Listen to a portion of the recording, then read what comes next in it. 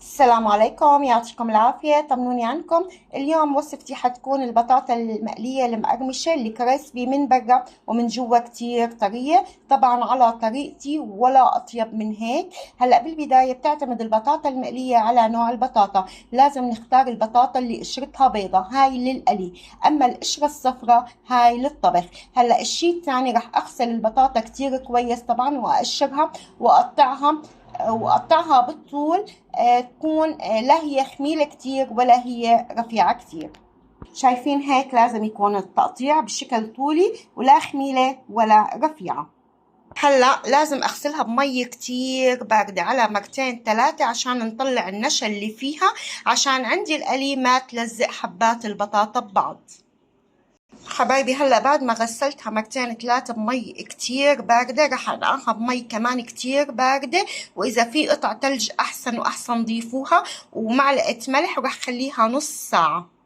حبايبي هلا بحط بشكير نظيف، بعدين بحط عليه ورق زبدة، وراح انزل راح احط البطاطا فوقهم وانشفهم بورق المطبخ. لازم انشفهم كتير كويس. وهلا بعد ما فردتهم طبعا ونشفتهم بورق المطبخ، هلا احنا لانه ايام صيف راح اخليها بالثلاجة نص ساعة، بعدين ابلش قلي فيها. اما بايام الشتاء على طول قلي، ديروا بالكم. وهلا بالمقلاي بنزل زيت غزير، وبنزل شوية معلقة نشا صغيرة عشان ما يطرطش عنا وما يسحب ما تسحب البطاطا كتير زيت. وبختبر انه الزيت سخن عندي، بنزل حبة بطاطا. شايفين نزلت حبة بطاطا اختبر، بس لسه الزيت ما سخن. هلا عندي بعد ما سخن الزيت رح انزل حبات البطاطا، بس ندير بالنا حبة حبة مش كمشة. شايفين كيف نزلت حبات البطاطا وبعدهم عن بعض.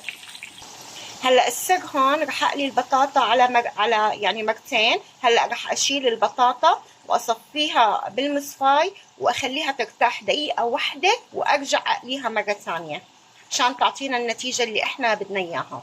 شايفين هيك طلعتها من الزيت وعم بصفيها، وهلا استنى دقيقة واحدة وارجع انزلها على الزيت مرة ثانية. هلا رجعت نزلتها بالزيت مرة ثانية تاخد اللون الذهبي. شايفين هذا اللون اللي بدي اياه. هلا رح اطلعهم واصفيهم. شايفين حبايبي هيك جهزت. شوفوا لي هالمنظر بس، ما شاء الله. حبايبي لو اول مرة عم بتشوفوني، انا نسرين السعدي. ما تنسوا الاشتراك بصفحتي على الفيسبوك لقمتنا هنية مع نسرين ليوصلكم كل جديد. دمتم بامان الله.